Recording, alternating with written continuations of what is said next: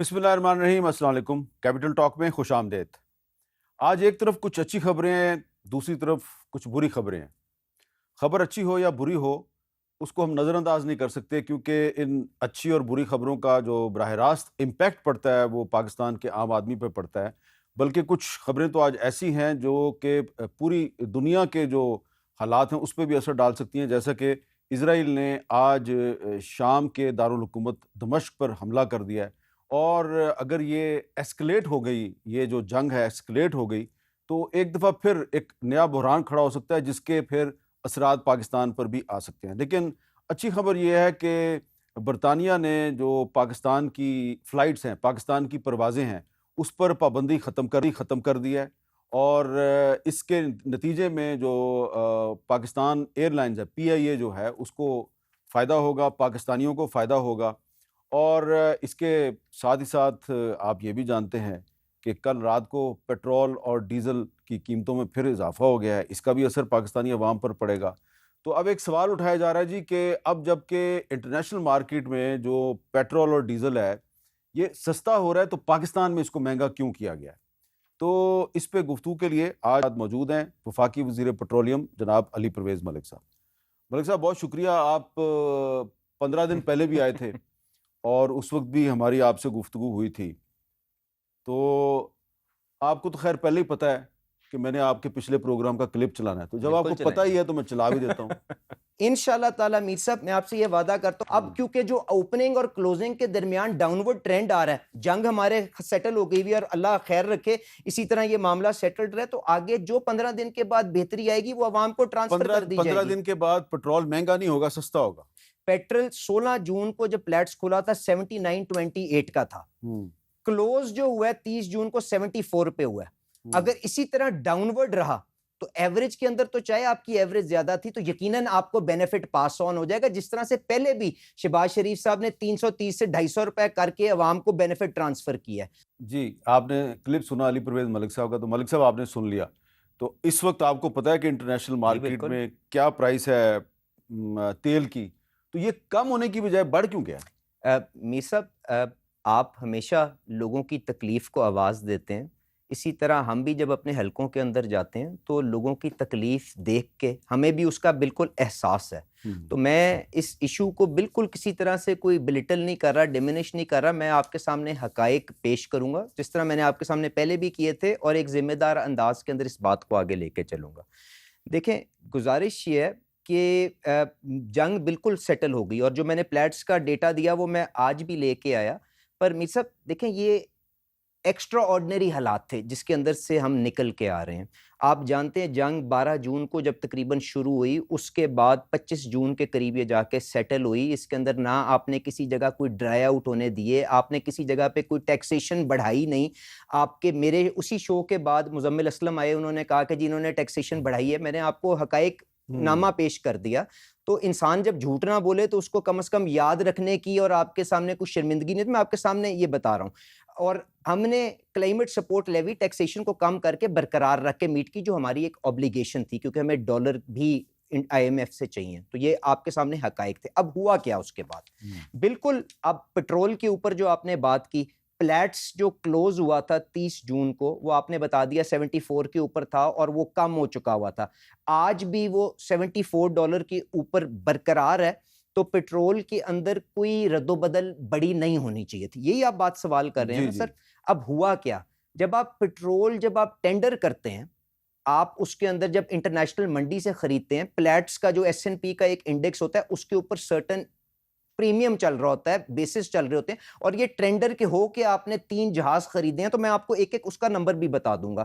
تو وہاں پہ جنگ کا جو پریمیم تھا، کیونکہ اسٹریٹ آف ہرمز کی اپنی پرابلم چل رہی تھی، وہ جو آپ کا $5-6 کے اوپر تقریباً چلتا تھا، وہ بڑھ کے $10 کے اوپر چلا گیا۔ بلکہ ہم نے پچھلے 15 دن کے اندر 3 جہاز خریدے، پلیٹس پلس جو پریمیم تھا، وٹول سے ایک جہاز خریدا، وہ $7.7 پر بیرل کے اوپر خریدا پریمیم۔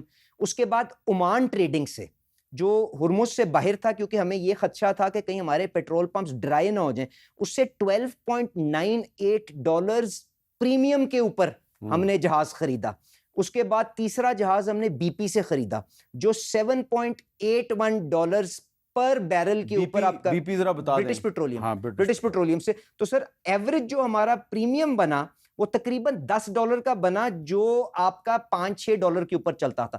تو اوپر پلیٹس تبدیل نہیں ہوا، پریمیم جو نیچے تھا وہ $5 سے بڑھ گیا، جس کی وجہ سے پیٹرول کی قیمت کو تھوڑا سا بڑھانا پڑا. اب آپ پوچھیں گے کہ جی آگے کیا صورتحال ہو گئی؟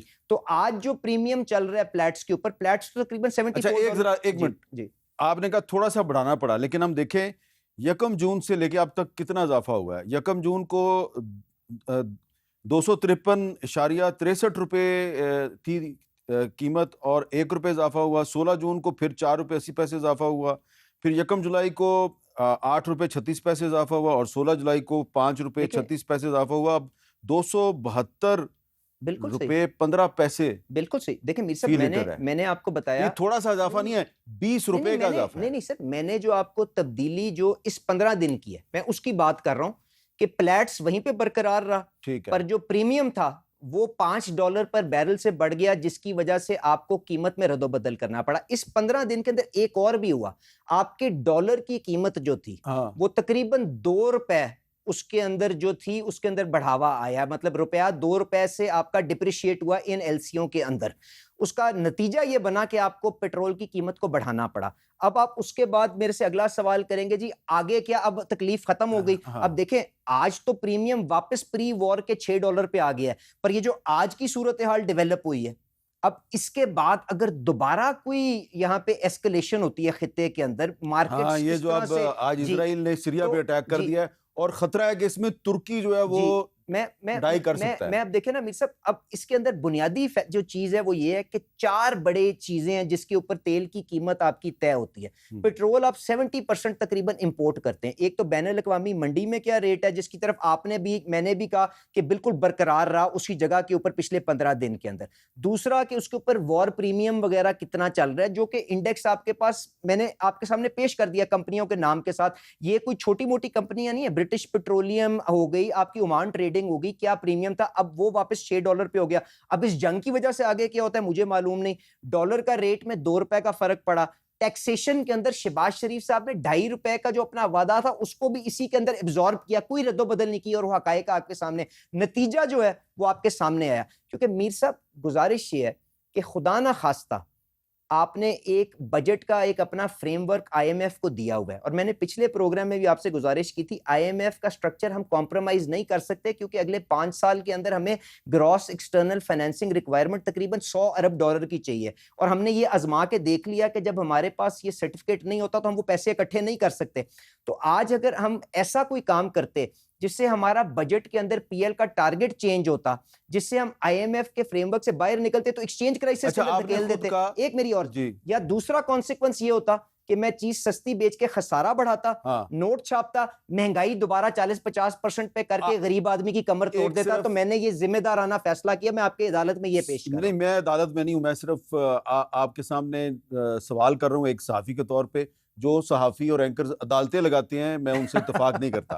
صرف آپ نے کہا کہ ڈالر کی قیمت میں بھی فرق پڑا ہے، تو $2 کا فرق پڑا ہے. جی بالکل. اچھا، اب سوال یہ ہے کہ میں صرف چاہتا ہوں آپ لوگوں کو بھی سمجھا دیں ذرا کہ سٹاک مارکیٹ تو اوپر جا رہی ہے تو روپیہ کیوں نیچے گر رہا ہے؟ دیکھیں میر صاحب، جو ڈالر کی قیمت ہے نا وہ کس طرح سے طے ہوتی ہے، اور ہم کیا وقتی طور پہ اس کے آگے کوئی بند باندھتے ہیں کہ نہیں باندھتے، اس کے کیا نتائج ہوتے ہیں، یہ ایک بہت بڑا ٹاپک ہے جس کے اوپر میرے خیال سے میں آپ سے کسی اور دن نشست کر لیں گے. بٹ گزارش یہ ہے کہ قیمت کا تعین آپ کی ڈالر کی سپلائی، اور سپلائی آپ کو کسی ملک کو کس طرح ملتی ہے، اپنی ایکسپورٹ سے یا اپنی ریمیٹنس سے یا اپنی کوئی آپ فورن ڈائریکٹ انویسٹمنٹ اگر لے کے آئیں گے اس سے ملے گی.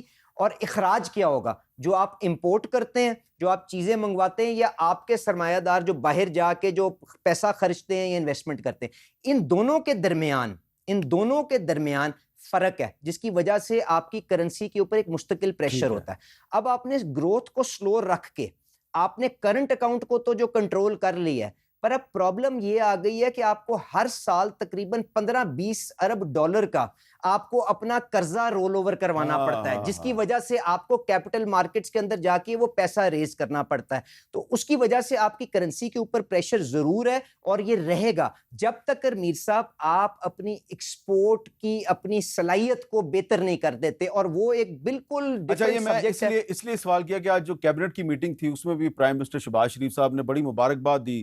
اسٹاک مارکیٹ اوپر جا رہی ہے، تو جب اسٹاک مارکیٹ اوپر جا رہی ہے، پرائم منسٹر بھی اس کو اپریشیٹ کر رہا ہے، اور پھر پیٹرول اور ڈیزل مہنگا ہوتا ہے تو پھر جو اس کا لوگوں پہ اثر پڑتا ہے، تو صرف میں آپ کو بتانا چاہتا ہوں کہ لوگوں پہ جو اثر پڑ رہا ہے وہ کیا ہے، ان کی کیا آہو بکا ہے، وہ کیا فریاد کر رہے ہیں، وہ منسٹر صاحب تک پہنچنی چاہیے. مہنگائی کی ستائی عوام پر ایک اور پیٹرول بمپ گرا دیا گیا. 1 جون سے 15 جولائی تک پیٹرول اور ڈیزل کی قیمت میں 4 مرتبہ اضافہ کیا گیا، جس نے شہریوں کے لیے جینا عذاب کر رکھا ہے. برباد کر دیا موجودہ حکمرانوں نے، کوئی چیز نہیں چھوڑا ہے. آمدن ہے نہیں، اخراجات زیادہ ہیں، افورڈ نہیں کرنا مشکل ہو گئے. غریب بندہ کدھر سے برداشت کر سکتا ہے؟ ٹھیک ہے، پیٹرول جناب روز بروز بڑھتا جا رہا ہے، کوئی پتہ نہیں، کسی ٹائم ان کا دل کرتا ہے یہ بڑھا دیتے ہیں. ہمیں اتنی مشکلات ہو رہی ہیں، اسٹوڈنٹس کو اپنے مطلب کہ انکم کی وجہ سے اپنے گھر سے بائک وغیرہ نہیں لا سکتا. ہم نے کچن وغیرہ چلانا ہوتا ہے، سبزیاں بہت زیادہ مہنگی ہوئی ہوئی ہیں، انڈے مہنگے ہوئے ہوئے ہیں، گوشت مہنگے ہوئے ہیں، چیزیں بہت زیادہ مہنگی ہوئی ہوئی ہیں. اسٹوڈنٹس کے لیے کوئی ریلیف کریں، پیٹرول کی پرائسز کم کریں یا ایسی آفر نکال دیں جس میں اسٹوڈنٹس کو ریلیف ملے.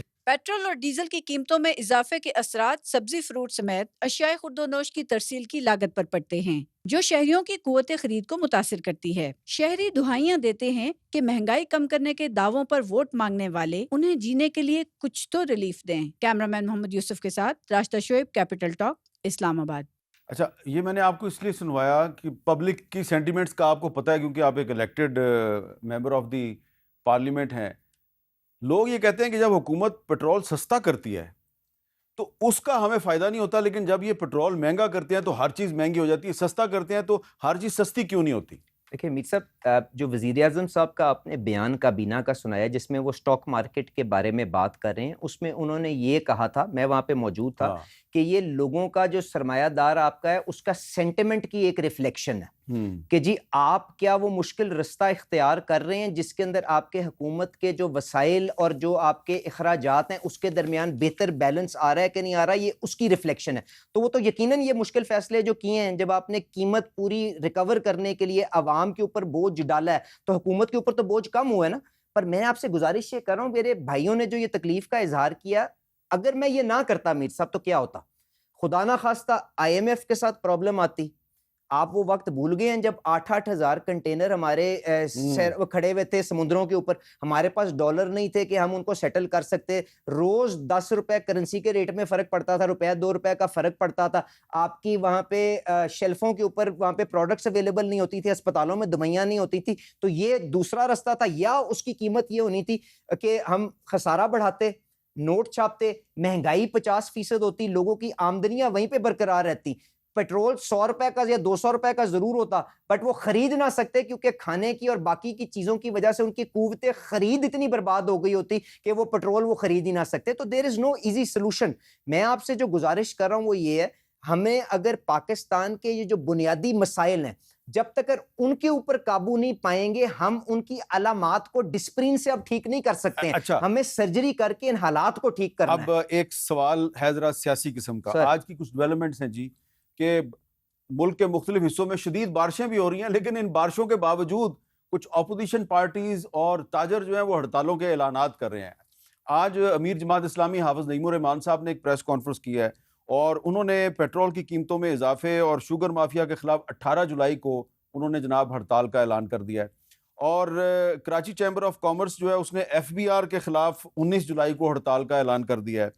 مولانا ہدایت الرحمان جو ہے بلوچستان اسمبلی کے ممبر ہیں، اور انہوں نے جناب جو بلوچستان کا بارڈر ہے اس کی بندش اور لاپتہ افراد کے معاملے پر کوئٹہ سے اسلام آباد کی طرف 25 جولائی کو لانگ مارچ کا اعلان کر دیا ہے. اور آل پاکستان انجمن تاجران کے صدر اجمل بلوچ صاحب جو ہیں انہوں نے ایف بی آر کے خلاف 26 جولائی کو انہوں نے پورے ملک میں احتجاج کا اور ہڑتال کا اعلان کر دیا ہے. اور تحریک انصاف کہہ رہی ہے جی کہ 5 اگست کو ہماری جو تحریک ہوگی اس کا کلائمیکس آ جائے گا. میرا سوال چھوٹا سا ہے کہ یہ آپ نے جو ڈسپرین کا ذکر کیا وہ بالکل آپ نے صحیح ذکر کیا ہے، لیکن یہ جو دوسری طرف یہ جو درد بڑھنے والا ہے حکومت کے، اس سے سر میں درد بڑھے گا تو آپ کیا کریں گے؟ میر صاحب میں نے پچھلے پروگرام میں آپ سے گزارش کی تھی اور ابھی بھی کہا کہ تاریخ نا جن لوگوں کا جو بھی کردار ہوا اس ملک کی ترقی کے آگے رکاوٹ بننے کے اندر، تاریخ اپنا فیصلہ ان کے سامنے خود کرے گی۔ میرے بعد پچھلے پروگرام میں عمران خان صاحب کے نمائندے مزمل اسلم صاحب آپ کے پاس آئے، انہوں نے آ کے چند حقائق آپ کے سامنے پیش کیے، میں نے ان کو اپنے جواب میں ایکسپلین کیا۔ اس کے بعد میں آج جو آپ سے بات کرنا چاہتا ہوں وہ یہ ہے کہ ذرا فرق سوچئے گا۔ عمران خان صاحب 16 ستمبر 2020 کو وزیر اعظم تھے، انہوں نے اس وقت پیٹرولیم لیوی لگائی ہوئی تھی 30 روپے لیٹر اور 17% سیلز ٹیکس لگایا ہوا تھا پیٹرول کے اوپر۔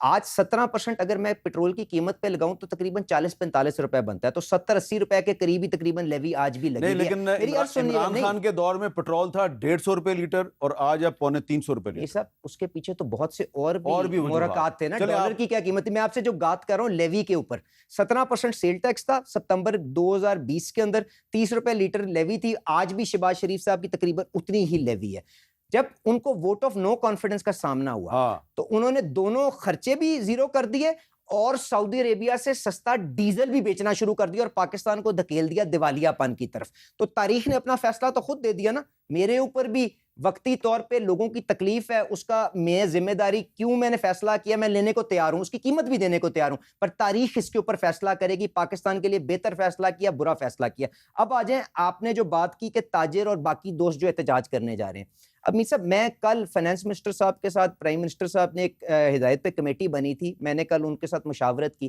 اب وہ کس چیز کے اوپر احتجاج کر رہے ہیں ایک سیکنڈ کے لیے ہم دیکھ لینا، اور آپ پاکستان کے سب سے بڑے جرنلسٹ ہیں، آپ کا شو سب سے پاپولر پرائم ٹائم شو ہے، میں آپ کے سامنے حقائق پیش کر دیتا ہوں اور آپ اس کے اوپر فیصلہ سنائیے گا، ورنہ آپ کے ویورز فیصلہ سنائیں گے۔ گزارش یہ ہے کہ ہمیں پیٹرول کے اوپر ٹیکس کیوں لگانا پڑتا ہے؟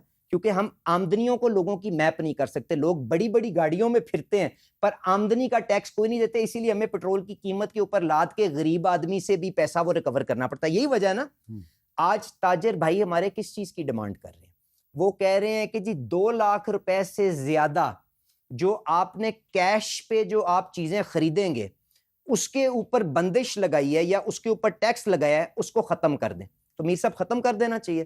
اگر کسی کے پاس ڈکلیئرڈ پیسہ ہے اور وہ چیک کے ذریعے اگر وہ پیمنٹ کر دیتا ہے تو وہ ٹیکس 0 ہو جاتا ہے، تو صرف اس لیے کہ اس نے کیش سے پیمنٹ کرنی ہے اور وہ اپنے آپ کو اس نظام کا حصہ نہیں بنانا چاہتا کہ کل کو اس سے کوئی پوچھے نا کہ تم نے یہ 2 کروڑ کی پیمنٹ کی تھی، تمہاری آمدنی 10 روپے زیادہ 10 روپے کیوں ہے؟ تو کیا یہ نہیں ہونا چاہیے؟ یہ فیصلہ ہے جو آپ نے جس کا فیصلہ کرنا ہے، ٹھیک ہے جی۔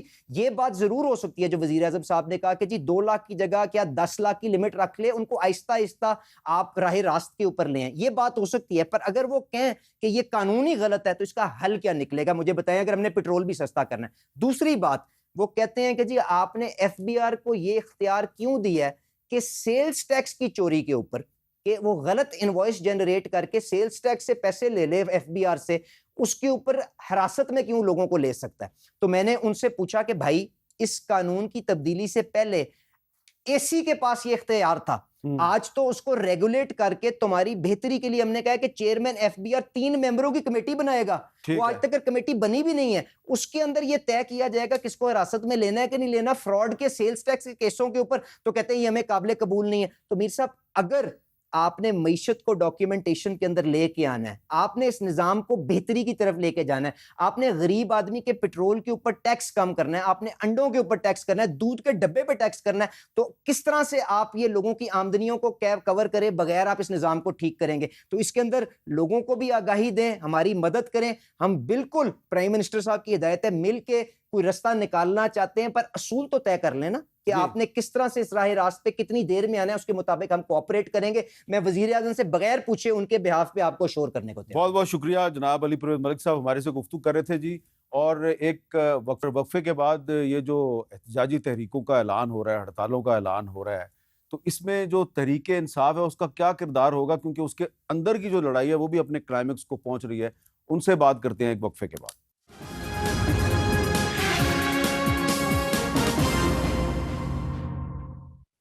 کیپٹل ٹاک میں دوبارہ خوش آمدید، اور اب ہمارے ساتھ موجود ہیں جناب سلمان اکرم راجہ صاحب، کسی تعارف کے محتاج نہیں، پاکستان تحریک انصاف کے سیکرٹری جنرل ہیں اور ملک کے معروف قانون دان ہیں، اور آج ہمارے ساتھ اسٹوڈیو میں تشریف رکھتے ہیں. بہت شکریہ سلمان اکرم راجہ صاحب. ایک واقعہ ہے, ہر کوئی آج آپ سے اسی کے بارے میں پوچھنا چاہ رہا ہے, تو میں اس واقعے کے بارے میں بعد میں آؤں گا. پہلے یہ بتائیں کہ جو حکومت کے خلاف احتجاجی تحریک ہے, اس کے بارے میں دو مختلف نیریٹیوز آپ کی پارٹی کے آئے ہیں سامنے. میں کلپس نہیں چلانا چاہ رہا, وہ سب لوگوں کو پتہ ہے. ایک میں کہا گیا جی کہ 90 دن کی ڈیڈ لائن دیں گے ہم, اور دوسرا ہے جی کہ 5 اگست جو ہے وہ پی ٹی آئی کی تحریک کا کلائمیکس ہوگا. اب صرف ذرا ہمارے ویورز کو یہ بتا دیں کہ اس میں سے صحیح والا بیانیہ کون سا ہے؟ جی, عمران خان صاحب نے جو بات کہی ہے وہی آخری بات ہے. خان صاحب کا حکم ہے کہ 5 اگست تک یہ جو تحریک ہے اس کو اپنے عروج پر ہونا چاہیے. تو انشاءاللہ ہوگا. آپ دیکھیں گے کہ پورے پاکستان میں ایک جو اس وقت جو اضطراب ہے اس کو آواز ملے گی ضرور, اور ہم انشاءاللہ آگے بڑھیں گے پرامن طریقے سے آئین اور قانون کے مطابق. اور جو 90 دن کی ڈیڈ لائن والی بات ہے وہ کسی غلط فہمی کا نتیجہ ہے. دیکھیں, وہ علی امین صاحب کا اپنا ایک گفتگو کا انداز ہے, وہ ان کی اپنی کوئی سوچ ہے, لیکن وہ پارٹی کا اس حوالے سے نہ کوئی فیصلہ ہوا نہ کوئی مشاورت ہوئی. انہوں نے ایک اپنا بیان کیا ہے کہ 90 دن بعد ان کا شاید پیمانہ لبریز ہو جائے گا, لیکن پارٹی کا ایسا کوئی پیمانہ نہیں ہے جو لبریز ہوگا. ہم اس سے پہلے انشاءاللہ فتح حاصل کریں گے. پاکستان کے عوام کو جو حقوق دلوانا چاہتے ہیں, عمران خان کی رہائی اس سب کا ہم سمجھتے ہیں چہرہ ہے جو اس وقت پاکستان میں حقوق کو سلب کیا گیا ہے. تو عمران خان کی رہائی اس قوم کی رہائی ہوگی, عمران خان کی رہائی اس ملک کے عدالتی نظام کی رہائی ہوگی. تو اس کے لیے ہم جد و جہد کریں گے. 5 اگست اہم دن ہے, وہ ایک نقطۂ عروج آپ کہہ لیجئے, مومنٹم کا دن ہے, لیکن بات اس سے آگے بڑھے گی. اچھا, اب اگر آپ چاہتے ہیں کہ عمران خان کی رہائی کے لیے آپ کی جو تحریک ہے وہ کامیابی سے ہمکنار ہو, اس کے لیے ایک ضروری چیز جو ہے وہ کوئی راکٹ سائنس نہیں, وہ یہ ہے کہ پارٹی کے اندر بالکل اتفاق ہونا چاہیے اور یونٹی ہونی چاہیے, اور اس کے لیے ہم بالکل کام کر رہے ہیں. اچھا, وہ میں آپ کو اس لیے میں نے یہ سوال کیا ہے کہ کل ہمارے شو میں آپ کے ایک بہت ہی قریبی دوست ہیں اور آپ کے ساتھی ہیں, ان کے لیے بھی بڑی غیر متوقع بات تھی. میرے لیے ویسے غیر متوقع نہیں تھی, لیکن علی ظفر صاحب جو خود ایک قانون دان ہے, وہ کیا کہہ رہے تھے, ذرا سنیں. یہ جو لب و لہجہ آپ نے سنایا, کسی بھی سیاسی جماعت کے کسی بھی لیڈر کو نہیں کرنا چاہیے. آپ کو تحمل سے بات کرنی چاہیے.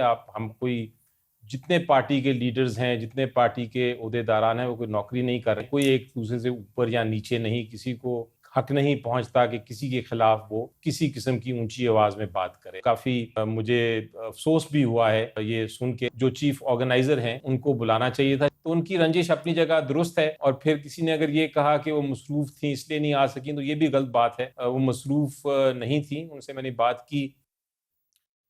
چلیں, پہلی دفعہ آپ کا ہم نے سخت لب و لہجہ دیکھا, اس کی کوئی خاص وجہ؟ میں سمجھتا ہوں کہ اصولی طور پہ نہیں ہونا چاہیے, لیکن بات تھوڑی جو ہے نا, جو اس وقت وہاں ماحول اور سیاق و سباق تھا, مجھ پہ ایک طرح سے جسمانی حملہ بھی ہو رہا تھا, بدتمیزی بھی ہو رہی. اچھا, جی, یہ بات لوگوں کو نہیں پتا تھا نا, یہ ذرا نہیں پتا ہوتا نا. وہ ایک صرف جو بیچ میں سے کلپ کٹ کے آ جاتا ہے تو وہ لگتا ہے کہ بلا وجہ کسی شخص نے کوئی بات کی ہے. تو اس وقت شاید ضروری تھا ان کو پیچھے دھکیلنے کے لیے جو اس وقت ارادہ نظر آ رہا تھا, لیکن میں پھر بھی یہ کہتا ہوں کہ نہیں ہونا چاہیے ایسا لب و لہجہ. پر یہ ایک سچے آدمی کی بھی ایک بات ہوتی ہے. دیکھیں, اگر کوئی ایک جھوٹا بیانیہ قائم کرے اور کہے کہ تم غدار ہو, تو ایک آپ کو وہاں پہ کسی نے غدار کہا؟ کچھ لوگوں نے کوشش کی, اور یہ صحافیوں کا تو کام نہیں ہے ایسے بات کرنا نا. تو یہ بھی ایک اس وقت ہمارا ایک المیہ ہے کہ لوگ جو فون پکڑ کے کھڑے ہوتے ہیں, ریکارڈنگ کر رہے ہوتے ہیں, تو وہ سارے صحافی نہیں ہوتے, اس میں کچھ یوٹیوبر بھی ہوتے ہیں. جو بھی ہے بہرحال, لیکن اس سب کے باوجود میں سمجھتا ہوں کہ یہ بات اس طرح سے نہیں ہونی چاہیے. لیکن خان صاحب نے اب ایک واضح ہدایت کر دی ہے, پارٹی کا کوئی اندرونی معاملہ جو ہے وہ باہر ڈسکس نہیں ہوگا, اور کوئی ٹویٹ نہیں کرے گا. تو اس کا مطلب ہے کہ آپ نے جو ریئیکشن میں جو سخت لب و لہجہ اختیار کیا, وہ آپ خود کہہ رہے ہیں کہ آپ کو نہیں کرنا چاہیے. ظاہر ہے جی, غصہ تو کبھی بھی اچھی بات نہیں ہوتی نا, غصے پہ ہمیشہ قابو پانا چاہیے. لیکن غصہ ایک انسانی جو رد عمل ہے اس میں سے ایک رد عمل ہے, آپ اس کو ختم نہیں کر سکتے انسانی زندگی میں سے, لیکن اس پہ قابو پانا چاہیے, اس کو کنٹرول کرنا چاہیے. لیکن پھر بھی اگر کبھی وہ ظاہر ہو جائے تو کیا کہہ سکتے ہیں. میں یہی کہہ سکتا ہوں کہ جو صورتحال تھی اس کے ہوتے ہوئے یہ ایک رد عمل. چلیں, یہ بھی آپ کا بڑا پن ہے کہ آپ اس کو بھول کے آگے بڑھنا چاہتے ہیں. تو جن محترمہ کے بارے میں گفتگو ہوئی آپ کی, ان سے کوئی رابطہ کریں گے آپ؟ ابھی ہماری میٹنگ ہے جی, ہماری ابھی تمام جو ہمارے صوبائی صدور ہیں, جو کوآرڈینیٹر ہیں, ان سب کی میٹنگ ہے ابھی کچھ لمحوں میں.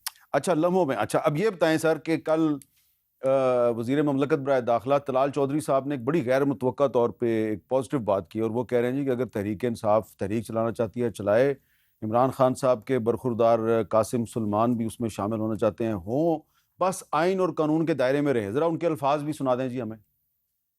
قانون کے دائرے میں رہ کے یہ 100 بار احتجاج کریں، روز کریں، ہم انہیں پروٹیکشن دیں گے. کسی قسم کی انتشار، چڑھائی، بغاوت 26 نومبر سے زیادہ سخت ریئیکشن اور ایکشن نظر آئے گا. جی جی، اگر آپ قانون کے دائرے میں رہ کے احتجاج کریں تو وہ کہہ رہے ہیں جی ہمیں کوئی اعتراض دیکھیے نہیں. 26 نومبر کو بھی ہم قانون کے دائرے میں تھے. دیکھیں آئین آپ کو اجازت دیتا ہے، آئین کا آرٹیکل 15 جو ہے کہ آپ چل سکتے ہیں، رائٹ آف موومنٹ. اسی طرح آرٹیکل 17 ہے، رائٹ ٹو ایسوسیٹ، کہ آپ اکیلے نہیں مل کے بھی چل سکتے ہیں، آپ مل کر آواز بھی بلند کر سکتے ہیں. آرٹیکل 19 ہے. تو ہمارے ہاں جو بنیادی آئینی حقوق ہیں، انسانی حقوق ہیں، ان کو جرم سمجھ لیا گیا ہے. برطانیہ میں عراق کی جنگ پہ اگر 10 لاکھ بندہ باہر نکلتا ہے، آکسفورڈ اسٹریٹ پہ چلتا ہے، تو ہم تالیاں بجاتے ہیں، خوش ہوتے ہیں. یہ کتنی ایک غیرت والی قوم ہے. ہم اگر باہر نکلنا چاہیں تو کہا جاتا ہے یہ انتشار ہے، ان پہ گولیاں چلاؤ. تو یہ ایک سوچ کا زاویہ ہے جس کو ٹھیک کرنا ہوگا. انگریز کے دور میں یہ نہیں ہوا. پوری تحریک آزادی سڑکوں پہ چلائی گئی، چلی وہ. انہوں نے نہیں اس کو کہا کہ یہ سب جنگجو ہیں، ان کو ختم کر دو، ان پہ گولیاں چلاؤ، ان کو مار دو. سامراج تھا. لیکن آج تو ہماری حقوق ہے نا، آئین جو ہمیں حقوق دیتا ہے، ان حقوق کا ہم استعمال کریں گے. ابھی میں ایک پریس کانفرنس سے اٹھ کے آ رہا ہوں جو ہماری تحریک تحفظ آئین کی پریس کانفرنس ہے. آج سے ہم نے باقاعدہ اپنی اس تحریک کا اور اپنے اس اتحاد کا جو ہے اعلان بھی کیا ہے، اور اس کے تحت ہم آگے بڑھیں گے. محمود خان اچکزئی صاحب، علامہ ناصر صاحب، میں خود، ہم بات ابھی میں کر کے آیا ہوں. دیگر جو ہمارے رفقا ہیں، زین شاہ صاحب ہیں، مصطفیٰ کھوکر صاحب تھے، اختر مینگل صاحب بھی کچھ دنوں میں ہمیں جوائن کریں گے. تو ہمارا بالکل یہ عزم ہے کہ ہم نے ایک پرامن تحریک چلانی ہے، اخلاق کی قوت سے. ہم یہ جو آپ نے ابھی نام لیے ہیں، زین شاہ، اختر مینگل، اس کا مطلب یہ ہے کہ آپ چاروں صوبوں سے لوگوں کو بالکل اکٹھا کر رہے ہیں. اور میں نے یہی عرض کیا، جی بھی آزاد کشمیر، ہر جگہ یہ ایک گلدستہ ہے یہ تحریک جو ہم چلانے جا رہے ہیں. اس میں نہ مسلک کی تفریق ہوگی، نہ خطے کی، نہ زبان کی، نہ نسل کی. یہ پاکستان کی علامت ہوگی اور پاکستان کی قوت ہوگی. اچھا، حافظ نعیم الرحمان صاحب جو ہیں، جو جماعت اسلامی کے امیر ہیں، انہوں نے بھی آج ایک پریس کانفرنس میں انہوں نے بھی اعلان کیا کہ جی وہ 18 جولائی کو ملک گیر احتجاج کریں گے. انہوں نے کیا کہا، ذرا سنا دیں. بجلی کی قیمتوں میں اضافے اور اس کو ہم کم کرانے کے لیے، اور اسی طرح پیٹرول کی قیمت اور چینی مافیا، شوگر کی جو قیمت ہے، اس کے خلاف ہم احتجاجی تحریک شروع کر رہے ہیں دوبارہ سے. اور پرسوں جمعے کو پورے ملک میں احتجاج کیا جائے گا اس ظلم کے خلاف، شوگر مافیا کے خلاف اور حکومتی سرپرستی کے خلاف. اور 19 جولائی کو تاجر ہڑتال کر رہے ہیں. 25 جولائی کو مولانا ہدایت الرحمان صاحب بلوچستان سے اسلام آباد کی طرف لانگ مارچ کر رہے ہیں. تو تاجر بھی ہم حصہ ہوں گے. دیکھیں جو تاجروں کی ہڑتال ہے، ہم سمجھتے ہیں وہ جائز ہے. جو اس وقت معیشت کے ساتھ کیا جا رہا ہے، جس طرح کا بجٹ بنایا گیا ہے، جس طرح کا بوجھ ڈالا گیا ہے، نہ صرف تاجر برادری پر بلکہ جو تنخواہ دار طبقہ ہے اس کے ساتھ جو کچھ کیا گیا ہے وہ ظلم ہے. آج آپ دیکھیے پاکستان میں پٹرول کی قیمت اور بین الاقوامی قیمت میں 15 روپے فی لیٹر کا فرق ہے. تو پاکستان کی عوام کو ہر طرح سے نچوڑا جا رہا ہے. اور ایک ایسی حکومت جس کا کوئی استحقاق نہیں ہے، جس کی لیجٹمیسی نہیں ہے، وہ پیسے اکٹھے کرنے میں جتی ہوئی ہے. آپ سے پہلے یہاں پہ پیٹرولیم منسٹر بیٹھے ہوئے تھے، علی پرویز ملک صاحب، وہ کہہ رہے تھے جی کیونکہ ڈالر کے مقابلے میں روپے کی قدر جو ہے وہ تھوڑی گری ہے، تقریباً ڈالر 2 روپے اوپر چلا گیا ہے، اور IMF کا بھی پریشر ہے، اس لیے ہمارے پاس کوئی راستہ نہیں تھا کہ ہم پیٹرول مہنگا کریں. نہیں، یہ کوئی بات نہیں ہے جی. انہوں نے کاربن لیوی لگا دی، سو کالڈ. یہ ہر طرح سے کوشش کر رہے ہیں کہ جو کچھ عوام سے کھینچ سکتے ہیں وہ کھینچیں. ان کی اپنی شاہ خرچیاں کم نہیں ہو رہی، وزارتوں کے خرچے کم نہیں ہو رہے، عوام کے اوپر بوجھ ڈالا جا رہا ہے. اور یہ اشرافیہ کا پاکستان ہے نا، جو 78 سال سے یہی کام کر رہا ہے. 78 سال سے یہی ہو رہا ہے کہ جو طبقہ اپنے آپ کو اشرافیہ کہتا ہے، اس کا اور ان قوتوں کا جو نظام پر حاوی رہتی ہیں ایک گٹھ جوڑ ہے. آپس میں انڈسٹری بھی لگتی ہے، آپس میں جو دولت ہے اس کے بھی انبار رکھتے ہیں. لیکن عوام جو ہے، 15 سال کا بچہ غریب کا، وہ کسی بھی اسکول میں نہیں جاتا. 40% بچے جو ہیں، 40% بچے جو ہیں، ان کا جسم اور ان کا دماغ ان کی عمر کے حساب سے کم ہیں، سٹنٹڈ ہیں. تو یہ ہے پاکستان کی اصل حقیقت جس کو ہم نے بدلنا ہے، اور یہ تب تک نہیں بدلے گی جب تک اس ملک میں جمہوریت نہیں ہوگی۔ تو اس کا مطلب ہے کہ جمہوریت کی بحالی کے لیے آپ جماعت اسلامی، اختر مینگل، زین شاہ سمیت جو بھی آپ کے ساتھ چلے گا آپ اس کو اپنے ساتھ چلانے پہ تیار ہیں؟ دیکھیں، ایک جو منیمم ایجنڈا ہے، جماعت اسلامی سے ہماری باضابطہ بات ابھی نہیں ہوئی لیکن ہم وہ بات کر سکتے ہیں۔ ایک ہمارا جو منیمم کامن ایجنڈا ہے کہ اس ملک میں الیکشن کو ہم چاہتے ہیں کہ نہ لوٹا جائے۔ آج میں پڑھ رہا تھا، کسی بڑے مفکر نے کہا جی اس ملک میں تو ہمیشہ الیکشن لوٹے جاتے ہیں، نئی بات کیا ہے، مان لو اسی کو مان لو کہ اس ملک کا نظام یہی ہے۔ یہ ایک ایسی منطق ہے، ایک ڈیفیٹسٹ پسپا ذہن، پسپا روح کی منطق ہے جو پاکستان کی عوام کو اب قبول نہیں ہے۔ جن کروڑوں نوجوانوں نے 8 فروری 2024 کو ووٹ ڈالا، وہ اس منطق کو نہیں مانتے، وہ نہیں ماضی کا حصہ، انہیں نہیں اس سے کوئی غرض کہ 1990 میں کیا ہوا تھا یا 1988 میں کیا ہوا تھا۔ وہ آج کا پاکستان دیکھ رہے ہیں، یہ وہ پاکستان ہوگا جس کو وہ مرتب کریں گے۔ ان کو اپنے ووٹ کی تقدیس عزیز ہے، وہ نہیں چاہتے کہ ان کو بھیڑ بکریوں کی طرح سمجھا جائے۔ تو اس لیے یہ عجیب و غریب منطق ہے جو ادھیڑ عمر کے مفکر یا بوڑھے مفکر اپنے اندر سموئے ہوئے ہیں، جس کا حاصل صرف یہی ہے کہ جو بھی ہوتا ہے ظلم اس کے آگے سر جھکا لو اور اپنی نوکری جو ہے پکی کرو اور کہیں نہ کہیں کوئی رستہ، کوئی سرنگ نکال لو۔ آپ کی اجازت سے میں نے ایک بریک لینی ہے جی، بریک کے بعد واپس آ رہے ہیں۔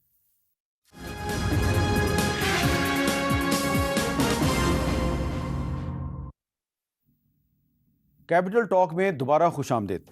سلمان اکرم رائے صاحب، بہت سے لوگ یہ جاننا چاہ رہے ہیں کہ ایکچولی تحریک انصاف جو ہے وہ عمران خان صاحب کے جو 2 برخوردار ہیں، قاسم اور سلیمان، ان سے کیا چاہتی ہے؟ کیا آپ ان سے موومنٹ کو لیڈ کروائیں گے، یا وہ آ کے صرف پارٹیسپیٹ کریں گے، یا وہ صرف آ کے اپنے والد صاحب سے ملاقات کر کے چلے جائیں گے؟ دیکھیں، اس کا فیصلہ تو وہ خود کریں گے نا، اور ہم سمجھتے ہیں ان کا حق ہے کہ وہ پاکستان آئیں، اور کسی کو یہ استحقاق حاصل نہیں ہے کہ ان کو ڈرائے دھمکائے یا یہ کہے کہ ہم ان کو گرفتار کر لیں گے۔ وہ کوئی جنگجو نہیں ہے، وہ پاکستان آئیں گے، اپنے والد کے حق کے لیے آواز بلند کرنے آئیں گے۔ ان کو حق ہے کہ وہ اس سرزمین پر چلیں، بیٹھیں، اٹھیں۔ تو ہم یہ ان پہ چھوڑتے ہیں کہ وہ کیا کرنا چاہتے ہیں۔ ہم اپنی جگہ بالکل تیار ہیں، مستعد ہیں، اور ہم انشاءاللہ ضرور ہر جگہ موجود ہوں گے، آواز بلند کریں گے، اور وہ آتے ہیں تو ان کا خیر مقدم کریں گے۔ اب یہ بتائیں کہ کیا یہ درست ہے کہ آپ کی پارٹی نے جو خیبر پختونخوا سے جو سینٹ کی خالی نشستیں ہیں اس پہ جو الیکشن ہو رہا ہے اس کے لیے ٹکٹوں کا فیصلہ کر لیا ہے؟ جی دیکھیے، فیصلہ خان صاحب نے خود کیا ہے۔ کل جیل میں ان سے ملاقات ہوئی، بیرسٹر سیف صاحب گئے، اور اس کے بعد جو ہمارے ایک وکیل صاحب ہیں خان صاحب کے مقرر کردہ جناب ظہیر عباس صاحب، ان کی موجودگی میں، ظہیر عباس صاحب کی موجودگی میں خان صاحب نے 6 نام فائنل کیے، 4 جنرل نشستوں کے، ایک ٹیکنوکریٹ اور ایک خواتین کی جو نشست ہے۔ تو وہ اب فیصلہ ہو چکا۔ یہ فیصلہ خان صاحب نے جب خود کر دیا تو باقی پارٹی نے اب یہ دیکھنا ہے کہ یہ الیکشن بلا مقابلہ ہوگا، اس حوالے سے کوئی ہم بات چیت دیگر جماعتوں سے کریں یا نہ کریں، یا اس الیکشن کو ہم مقابلے میں لے جائیں۔ تو اس کے لیے اگر آپ جس طرح کے پنجاب میں بھی بلا مقابلہ ہوا، یہ ممکن ہوا کرتا ہے، کچھ لوگوں کے کاغذ اگر آپ ڈرا اچھا، تو اس کے لیے ضروری ہے کہ آپ دوبارہ جو ہے مولانا فضل الرحمان صاحب سے بات کریں، تو ان کے ساتھ بات کرنے میں آپ کو کوئی اعتراض تو نہیں ہوگا؟ دیکھیں، اگر کسی ایک محدود ایجنڈے پہ بات کرنی ہے، ایک الیکشن کے حوالے سے کرنی ہے، تو کیونکہ مسلم لیگ نون اور ان کے درمیان ایک سیٹ کا فیصلہ ٹاس سے ہوگا جس پہ وہ خوش نظر نہیں آ رہے۔ دیکھیں، یہ میں چھوڑتا ہوں، یہ بات جو ہماری خیبر پختونخوا کی پارلیمانی پارٹی ہے وہ اس کا فیصلہ کرے گی۔ اچھا، ویسے آپ کا بطور ایک کانسٹیٹیوشنل ایکسپرٹ کے کیا خیال ہے کہ جب الیکشن کمیشن کسی ایک نشست کا معاملہ جو ہے وہ 2 پارٹیوں میں ٹاس سے کرے گی، تو ٹاس کی کوئی گنجائش ہے ہمارے قانون میں؟ دیکھیں، یہ ایک اختراع ہے، لیکن اگر بالکل ایک ڈیڈ لاک ہو رہا ہے، نمبر اس طرح ہیں کہ کوئی 3.5 سیٹیں بن رہی ہیں، اس کو 4 کرنا مقصود ہے، تو کون ایک چھوڑے گا آدھا اور کون وہ آدھا حصہ حاصل کرے گا، اس کا آپس میں دونوں پارٹیاں بیٹھ کر تصفیہ کر لیں تو ممکن ہے۔ لیکن یہ ایک معاملہ، اور یہ جو فارمولہ ہے اس کی وجہ سے ایسی صورت پیش آ سکتی ہے۔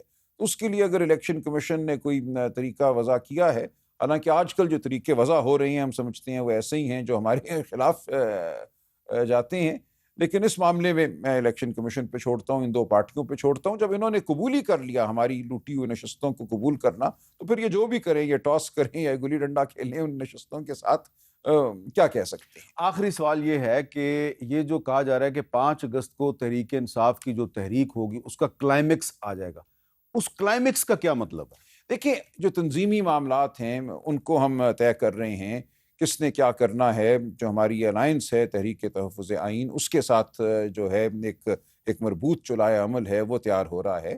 تو اس کا مقصد یہ ہے کہ اس دن تک ہم اس پوزیشن میں ہوں گے کہ اس تحریک کو روزمرہ کی بنیاد پر ہم چلائیں اور اس کو کامیابی کی جانب لے جائیں. اس کا مومنٹم جو ہے وہ بن چکا ہو. روزمرہ کی بنیاد کا مطلب یہ ہے کہ آپ کسی ایک شہر میں سب لوگوں کو اکٹھا نہیں کریں گے بلکہ مختلف شہروں میں پھیلے رہیں گے. جی ایسا ہی ہم سمجھتے ہیں. اس تحریک کو ملک گیر ہونا ہے. یہ کوئی ایک سڑک پہ چلائی جانے والی تحریک نہیں ہے کہ ایک ریلی نے یہاں سے وہاں آنا ہے اور اس نے تو کچھ کرنا ہے. الٹیمیٹ ٹارگٹ عمران خان کی رہائی ہے یا آئین کی بحالی ہے؟ دیکھیے ہم سمجھتے ہیں عمران خان کی رہائی ہی میں آئین کی بحالی مضمر ہے، بلکہ عدالتوں کی رہائی مضمر ہے. عمران خان جب آزاد ہوں گے تو وہ اس بات کا ثبوت ہوگا کہ اس ملک میں آئین بحال ہو چکا ہے، اس ملک میں عدالتیں آزاد ہیں. بہت بہت شکریہ جناب سلمان اکرم رائے صاحب، ہمارے سے بات کر رہے تھے. اللہ حافظ.